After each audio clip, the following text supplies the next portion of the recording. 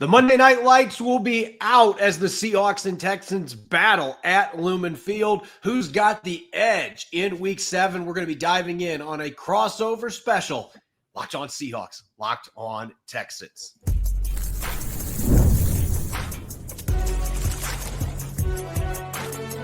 You are Locked On NFL Crossover, part of the Locked On Podcast Network. Your team every day. Greetings, 12s and Texans fans. You're listening to the latest Locked On crossover special. We've got Locked On Seahawks, Locked On Texans. I'm Corbin Smith, host of the Locked On Seahawks podcast. He's John Hickman, host of Locked On Texans. We're gearing up for Monday Night Football, a battle at Lumen Field. The Texans starting to get their feet underneath them after a rough start. The Seahawks, a big win in Jacksonville, a familiar opponent for Houston coming into this game, get an extra day. The Texans had a full week off going into this. We're going to be diving into all the key storylines, matchups, keys to victory, you name it. We got it all here on our latest crossover special, which is brought your way by our friends over at Game Time. Download the Game Time app, create an account, and use the code LOCKEDONNFL for $20 off your first purchase. John, it's interesting. The Texans coming into the season have been a playoff team the last few years. Yeah, man. I'm in with CJ Stroud under center. High expectations for the Texans. Then they go out and lose their first 3 games, and everybody's thinking the world's falling. But the last 2 weeks before this bye that they just had started to really get the offense going, put up a 40-burger against the Ravens. Although it felt like the Ravens have been giving up 40 points to everybody. Everybody got a 40-burger. Mike McDonald is now not there. Maybe that's a big part of it. But it seems like the Texans have been able to weather that early storm, and they got momentum going into that bye. Now the big question's got to be, will they still have that momentum? Carry over, yeah. Can it carry over? Corbin, before I start, I want to apologize to Seahawks fans. On a show that I did early in the week, I was talking fast, and I accidentally referred to Mike McDonald's as Mike McDaniels. In Seattle, y'all love y'all coach, and I'm sure you don't want Mike McDaniel, so I apologize. I got the tongue twisted, talking fast.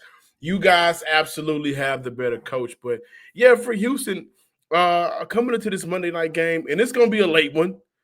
My goodness, I'm going to have to take a C4 to stay up. But it's all about, taking what they did the last 2 games and carrying it over to a very, very, very, very good Seattle Seahawks team. A lot of Texas fans don't want to necessarily recognize it, but if we're keeping it real, this Seahawks team from top to bottom is a pretty good team. Now, they're dealing with some injuries. I know we're going to get into that, but I think for the Houston Texans, getting the ball out quickly for CJ Stroud, that's going to be important. But ultimately, the storyline of defensively, can you do what you've been doing all year, and that's holding teams to 12 points. Obviously, I don't think that they're going to hold Seattle to 12 points, but just limiting what they do, explosive plays and points altogether. So the storyline for Houston is bouncing back. Can you do what you did? Can you repeat that against a very good Seattle Seahawks team? And I look at it from a Seahawks perspective, like they, coming off their long break they had after a Thursday night game against the Cardinals, had that mini bye, and they go out and they lose to Tampa by 3 in a track meet at Lumen Field. Then they come back this past week and they go to Jacksonville. And if the Seahawks were at full strength, I think they shut Jacksonville out, because really the Jags scored points because of mistakes by the Seahawks defense, not the other way around. It was coverage busts and dealing with injuries. And as you said, that's really still the biggest storyline for this football team. Are you going to have Devin Witherspoon back this week? He's missed 4 of the first 6 games. Are you going to have Julian Love? He's missed 3 of the last 4 with a hamstring injury. Are you going to have Reek Woolen back? He's probably the one I'm most optimistic because he's coming back from a concussion, and he almost made it back for this last week's game in Jacksonville. But you're talking 3 Pro Bowl caliber secondary players that were all out in Jacksonville, and they still held the Jags to 12 points in that contest. And they're hoping they can get back closer to full strength with that secondary. And if they are able to, the way that defensive line has played in every game except the Tampa game, I don't know what happened to that game. Credit to Tampa Bay scheming. The defensive line just completely disappeared that game. But the entire rest of the season, Big Cat, Leonard Williams and company, they have been getting after it. Can you find a way? That is, to me, the other storyline in this game. Can you find a way to make Houston's offensive line look the way it did the first 3 weeks? Because they were much better in this 2-game winning streak. But can your defensive line have them go back and regress a little bit in this contest, going against some rookies, some veterans you're familiar with, like Laken Tomlinson, who started for the Seahawks last year? Can your defensive line set the tone, particularly at home, which used to be an easy thing to do? But man, they won 3 games at home last year. They're 1-2 at home this year. Like it still feels like the twilight zone with this team at home, and they're 10-1 on the road with Mike McDonald as their coach. Like, I don't know what they need to do. They got to find some way to make this feel like a road game. Hell, put a Texans logo at midfield. Do something to make it feel like they're not playing at home. Don't do that, because if you do that, carry over to this game. My apologies. If you do that, if you put a Texan logo in the middle of the field, then maybe the Seahawks, the Lumen Field won't get filled up with fans. The NRG has a problem with getting fans in on time and packing out the stadium. I do want to add, no Laken Tomlinson, Juice Scruggs has taken over at left guard. But you talked about the D tackle unit, man, and you got a guy who I've been covering since college, and I'm not going to say covering professionally, but a huge fan of Byron Murphy, UT guy. What has it been with Leonard Williams and Byron Murphy that has been causing so much havoc up front? I mean, typically with defensive lines now, the pressure starts outside in, but you guys, it's inside out. What's going on with that, man?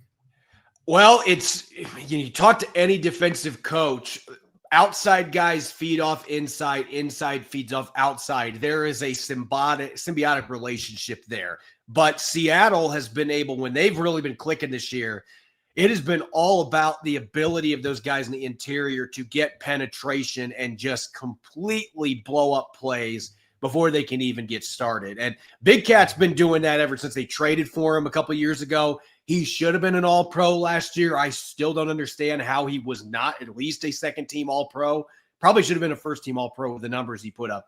He is not on pace for quite the same stat line this year, but part of that's been because Byron Murphy, who had half a sack as a rookie, he's got 4.5 already. So Murph is starting to steal some of those opportunities, and some of those sacks are coming off of dual pressures those guys are having in the stunt games they're running with DeMarcus Lawrence on the outside, a fantastic free agent addition for them. So they got dudes all up and down that line. The pass rush has been inconsistent from their edge rush this year. Boy, Mafe still doesn't have a sack. Derek Hall's out right now. We'll see if he can make it back for this Monday night game, but he doesn't have a sack, and yet their pass rush, they've been one of the absolute best with their 4-man rush, in large part because of those monsters in the middle. Jaron Reed, I'd be remiss not to mention him as well.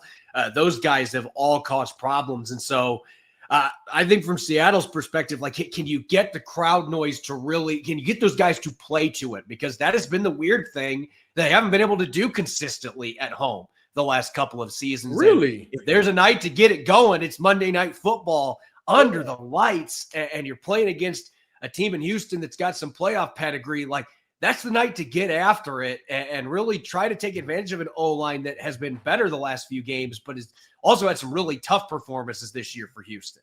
Yeah. They've gotten better. And credit to Jake Andrews. Came over from New England, only had 1 star, but in the first 5 games, I mean, Houston invested into the offensive line by switching coaching, and that's paid off. I think Andrews has done a great job. He does a very good job with that leverage up front with some of those monster D tackles, and I think he's a better combo blocker than what Houston has had in the past. But I think this is one of those matchups where it's going to really be all hands on deck. The offensive line for Houston has been average according to a few advanced stats. Also, I think according to the eye test as well, but you guys do a very good job of getting after the quarterback from that extremely high stunt rate. I think it's 4th in the NFL as of right now, only sending the 4 men. So it's not like Houston is going to face a lot of 5 or 6 man blitzes. You guys are traditionally getting after the quarterback. So 5-on-4, and I'm sure that, for Houston, they'll do a good job of making sure that the running back stays in when needed to get that pressure, to help with that pressure up the middle, which is where, for Houston this year, that's where we've seen some of the issues going back to last year as well. So this is one of those games where The D-line, I think, for both units could be potential game changers. And for a Seattle team that only has allowed 1 sack on third down, I am curious to see how Houston utilizes first and second down to get Sam Darnold and that offense behind the sticks to create more pressure on them to convert on third down, which you guys do at a high rate. Yeah, we're going to deep dive into that matchup coming next, because that is probably my most concerning one going into this one. Be afraid. Be very afraid.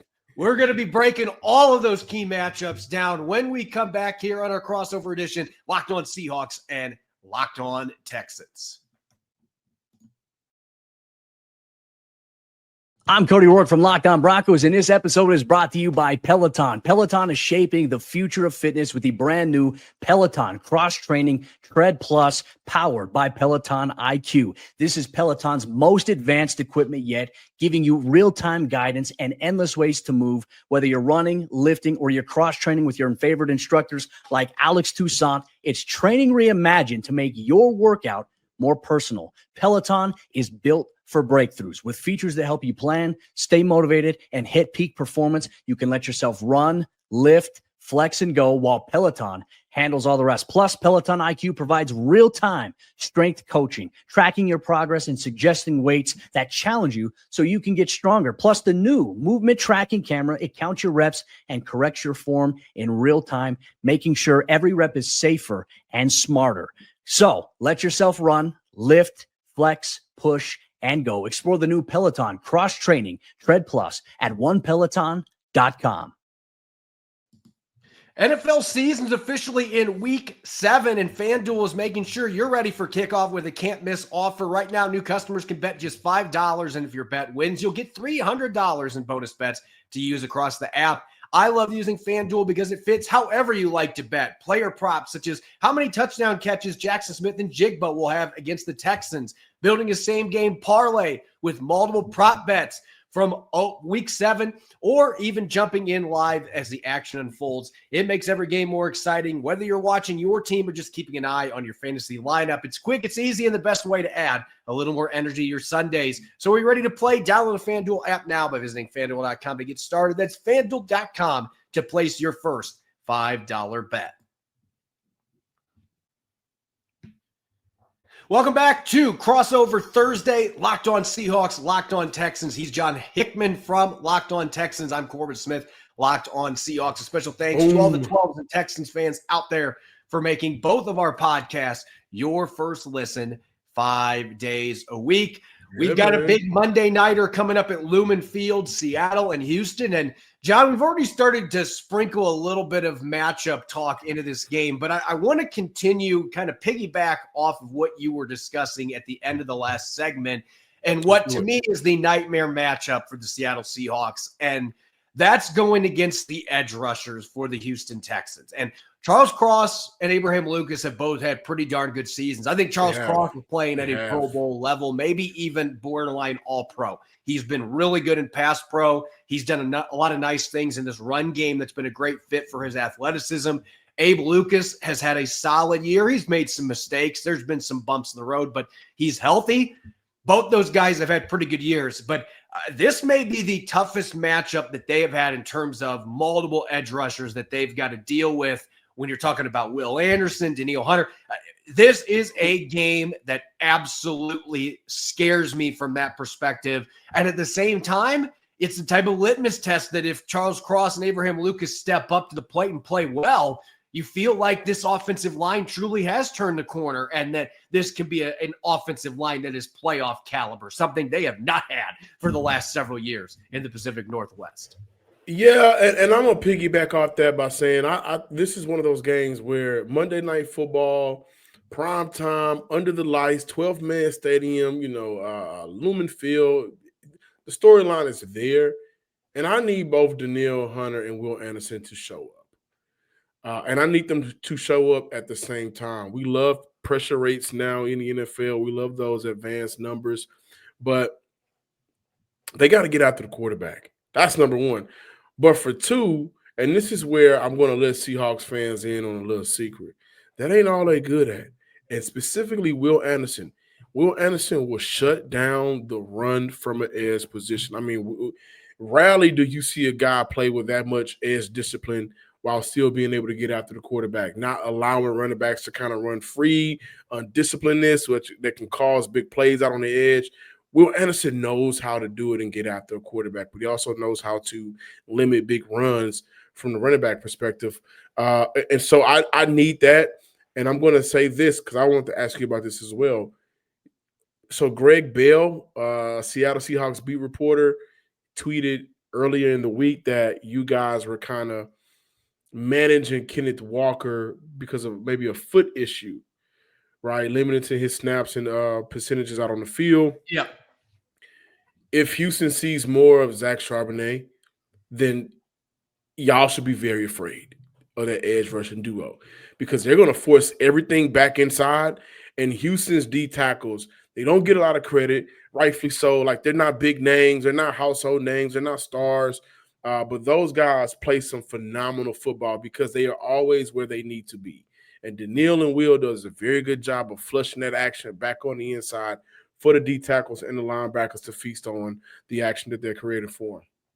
And that actually, look, that kind of makes this a game that I'm not necessarily sure what I'm going to see because I've been arguing in Seattle, like Zach Charbonnet, they've been running a lot of sweeps and pitches with him, and that is not his game. Like, he is a thumper. He is a between the tackles, lower the shoulder, physical, get downhill style runner. So maybe that would force, Seattle into what he's good at rather than trying to throw the ball outside to him a bunch of times, especially going to the short field. But really, Ken Walker III, they have been doing this maintenance thing with his foot since the offseason program. And Mike McDonald's basically hinted like, hey, we're doing what we got to do. So I don't know if we're going to see them gradually uptick his workload or if what we've been seeing where he gets that 10 to 12 carries, maybe a little bit more than that per game.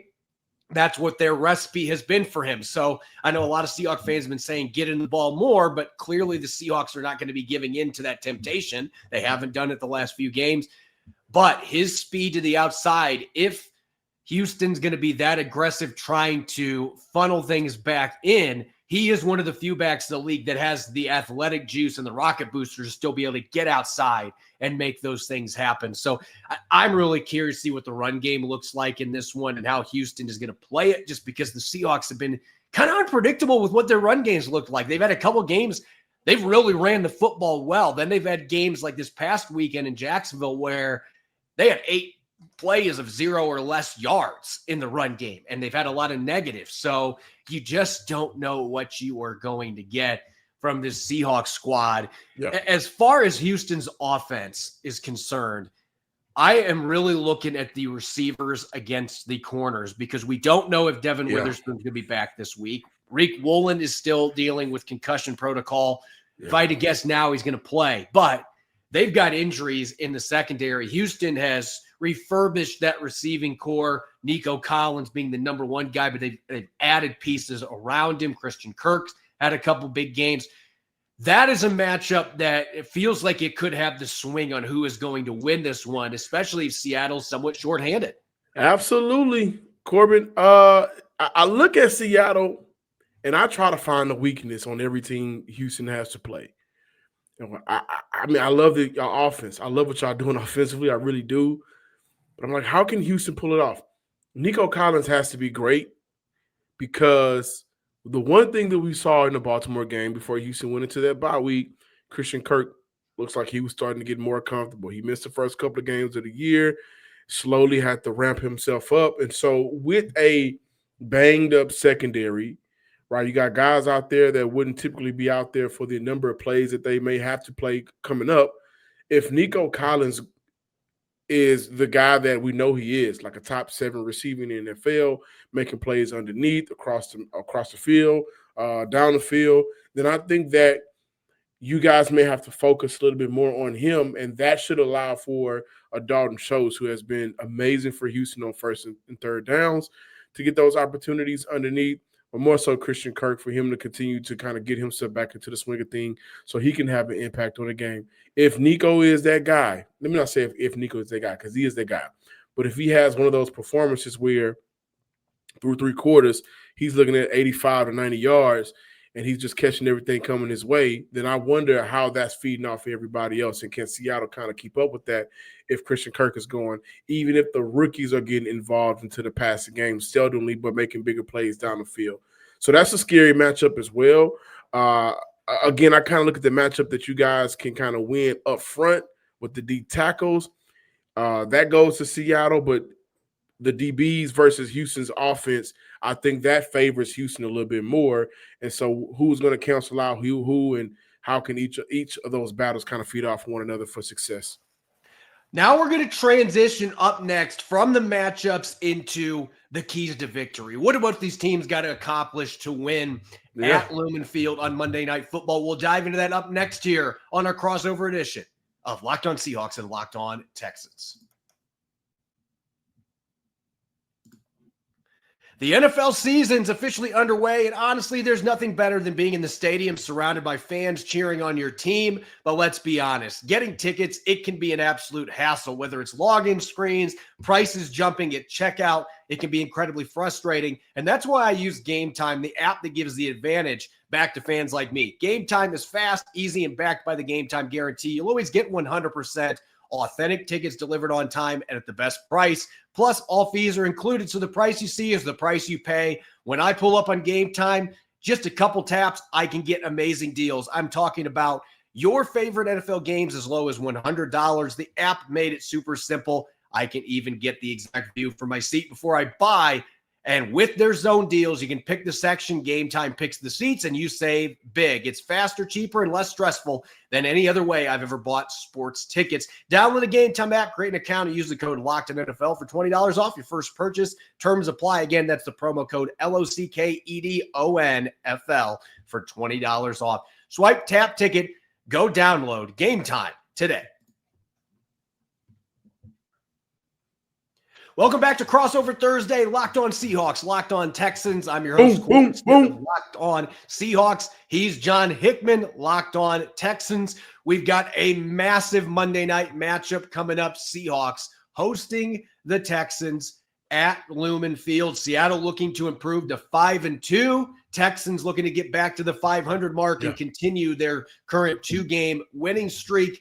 John, let's break down how this is going to happen for the Texans. If they are going to get that third straight win and get back to the 500 mark, in your crystal ball of sorts, what do you foresee having to happen for Houston to make this long trek up to the Emerald City and be able to come out with a win in prime time? Before I answer that question, can I ask you one? Sure. Can you give my Texan listeners some insight on Seattle's linebacker core? And on the flip side, how dangerous is that tight end unit for you guys right now? Linebacker has been a position that has kind of been away from Ernest Jones. Ernest Jones has been great most of this year. He had one kind of off game against Tampa Bay, but he has been a Pro Bowl caliber player pretty much the entire season. Otherwise, they've gone to Drake Thomas more at the other linebacker spot. Tyrese Knight from UTEP had a really good rookie year, and then he missed all of training camp in the preseason, and he just hasn't looked right. So he's continued to lose reps to Drake Thomas, who had a great game against Jacksonville this past weekend. So that's kind of been a position that some teams have been circling a little bit. Can we take advantage of the second linebacker there, whoever is in the lineup? Meanwhile, the tight ends have been great. AJ Barner is becoming a star. He's got 4 touchdowns already this year. Just had a 61-yard catch that pretty much put the dagger in Jacksonville on Sunday. So they're feeling really good about this reworked tight end group with him out there. Elijah Arroyo still waiting for him to have a game that he pops, but he's made some plays. And Eric Saubert's been a really good veteran addition for them that's gotten after it in the blocking game. So tight end's been a strength for this offense all year, particularly when they're in 12 personnel. Yeah, you guys run, I think, 12 personnel higher than anybody else in the league. But 12 and they're the most 11 efficient EPA-wise, too. Yeah, man, 12 and 11 personnel has been amazing for you guys. EPA for the 12 personnel has been great, better than anybody in the league. So keys to victory for the Houston Texans, man. I honestly believe the biggest key is Jackson Smith and Njigba cannot win this game. Now, the last 2 games, what he's combined for almost 270 yards, 2 TDs, something along those lines. He cannot be the reason that Houston gets behind 10 points, because the issue with that is while Houston was able to score 35 points in their last two games combined, between the last two games per game, the offense still has its question marks. And they took on defenses that were not of the caliber of Seattle's defense. So that's number one. I think that the game plan around stopping Jackson Smith and Jigma, and making everybody else beat Houston, I am wondering how they're going to go about that. Some people want to see Stingley travel. I'm like, hey, maybe they should double him with Kamari with a safety over the top. Secondly, they can't get beat with them play actions. They got to be where they got to be, and they got to be there consistently, because you guys, I had the numbers here, but Sam Darnold has been extremely efficient and deadly on play action passes this year. And those play action passes have led to explosive plays down the field. I think 15.4 yards per attempt, 4 or 5 TDs on the year of his 9 TDs. So I'm looking at, okay, Houston needs to be in those spots, and they cannot lose containment a lot. If they do that, I think Houston has a very good job of just containing that offense defensively, keeping the game low, and always giving your team an opportunity offensively to go out there and score points. Now for Seattle, I want to ask you, what would be your keys to victory for Seattle to win on Monday? First thing, they got to keep Sam Darnold upright. They got to continue doing a good job of protecting him. Most of the games this year, I mean, he's only had one game he's been sacked more than one time the entire season. The offensive line's been part of that, him getting the ball out quickly. You can't let Will Anderson, Danielle Hunter, and that defensive line change the tune of this game by dominating your offensive line. They've got to be able to do that. And I think you got to keep Houston honest with the run game. Like, part of the thing is, even in the games that Seattle has not necessarily ran well, they've ran effectively enough that it has forced teams to be able to have to bring up an extra guy in the box, and it's created those opportunities to win downfield. Can you force Houston into that position, particularly at home? And on the defensive side of the football, it is all about that interior pressure, because CJ Stroud, when things have gone awry for him in his NFL career, it's been because that O-line inside out has not been able to keep him protected.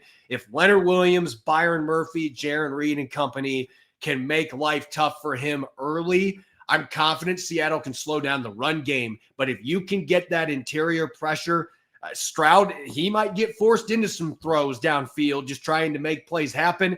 And I think the secondary is going to be healthier this week. This is an opportunistic group that when the ball is thrown up and it's into pressure and into coverage, they will make plays in the football. But they have to be able to get him off his feet and out of rhythm in the pocket, particularly with that interior pressure. If they can't do that, we saw what happened a couple weeks ago against Tampa Bay. I think that Houston can do some similar things. I don't think they have as much offensive juice, but they can do similar things if there isn't a pass rush to speak of. So I'm looking at the interior in particular. Go feed off the crowd and take advantage of that interior Houston line and get after CJ Stroud. If they can do that, I think they got a really good chance to win this one. Let's talk game predictions real quick. I don't give my score predictions until our Friday show, but Seahawks are now 3.5-point favorites, according to our friends over at FanDuel. How are you gauging this game from a spread perspective coming in on where the Texans stand making this road trip to Seattle? Corbin, I'm torn. I'm really torn. Like I found some chinks in the armor of Seattle, and I'm like, okay, Houston has done a good job defensively, being able to contain some of these things. Like the Kubiak tree is, that based in the Shanahan tree, and the Shanahan tree quarterback that they played this year was Matthew Stafford. He went 9 for 9 for 90 yards and 1 TD on play action. But everybody else wasn't able to kind of sell their play action and hurt Houston this year, right? And so I'm worried about that. I'm worried about how they'll be able to continue to be efficient when they do get to the red zone. That's been an issue for Houston throughout the year. I have a hard time picking Houston to win this game. I really do. Now, I think this game will be able to set Houston up to be better down the stretch, but Houston needs a dub. Now, I still have to go with Seattle. Texas fans have kind of been killing me, calling me all kind of names, but if I'm living in reality, I think Seattle is a better team. For me, I like the word torn because I kind of feel like I did last week with the Jags game going to Jacksonville. Like I was having it felt like a toss-up to me because until I see this Seahawks team consistently play well at home, I have a really hard time jumping into that pool. Like, you know what? I have confidence they're going to win this game. At the same time, I think they cover this 3.5. And the big reason why I feel that way going into this game, I just think that the fact that Seattle's defense has been as good, other than the Tampa Bay game, as good as they've been with all the guys that have been out of the lineup, for them to continue doing what they're doing, and I expect they are going to be a lot healthier going into this game. I will be really surprised if Devin Witherspoon and Julian Love are not playing on Monday night. I expect them. We don't have injury reports yet because the first practices are coming on mid-afternoon on Thursday, but I expect to see those guys out there on Monday night. I think you get those players back. Witherspoon going against Christian Kirk, I think that it dramatically improves the slot play that the Seahawks have going against Houston. Reek Woolen has the size to go against Nico Collins. Josh Job's been really good. I feel like Nick Emanwari being the wild card here, you could play him in the slot, and he can do all kinds of fun stuff. Like, if they can get that whole band together on Monday night, I feel like I agree with you that Seattle just, to me, has the better team. I think they have the better roster, and I expect it's going to be close. I'm not saying this is going to be a 15, 20-point game, but I think Seattle covers that 3.5. But I do think it's going to be it'll be a close. I think it'll be an exciting Monday night game. Yeah, I think so too. Here's the thing about Houston, though, man. They ain't punks. They're not scary, right? They have to figure out their way and identity in the first 3 weeks. And they opened up against the Rams, playoff team last year. The Bucks, number 1 offense in the league last year, playoff team, NFC South Division winners. And then they go against the Jags team, who they lose against that team. But that's a very good team this year. That ain't the Jags we thought they were going to be. So they played 3 very good teams to open up their year. And you look at each game that they lost, it's kind of like, man, one mistake and instead of 0-3, you're 3-0. This is still a very good team trying to find their way. But when you try to find your way, you run up against a roadblock like Seattle that has their way, it's hard to overcome it. I think it's the best way to put it. Yeah, I'm really curious. Yeah, again, I love the word torn because that is how I feel. There's been a few games this year that, like New Orleans, I felt very confident going into that game, obviously. But this is one of those games that feels like one or two things could swing it to one sideline or the other. Really close one coming up, and Houston is a better team than the record indicates. I totally agree with that. So I can see this going either way. I'm really excited to dive deeper into this with a real score prediction because I'm not fully certain on that just yet. But this is a game that I could see going both ways. As always, a special thanks to all the 12s and Texans fans for tuning into this latest Crossover Thursday. We greatly appreciate each and every one of you. And make sure to check out the Locked On Seahawks and Locked On Texans shows coming your way on Friday as we draw closer to the primetime battle at Lumen Field. You can follow me on X and Blue Sky at Corbin Smith NFL. You can follow John at John_Hickman. And that's 12. I had to get my binoculars on there. Not 12, man. I'm not a secret Seattle fan, by the way. I was going to ask about that since he's got a Sean Kemp jersey in the background. But anyway, Sean Kemp is one of those timeless classics, regardless. But make sure to follow both of us. And we got exciting shows coming up on Friday as we continue to dig deeper into this matchup coming up on Monday Night Football. Enjoy the rest of your Thursday. And thanks for tuning in. Go Hawks, go Texans.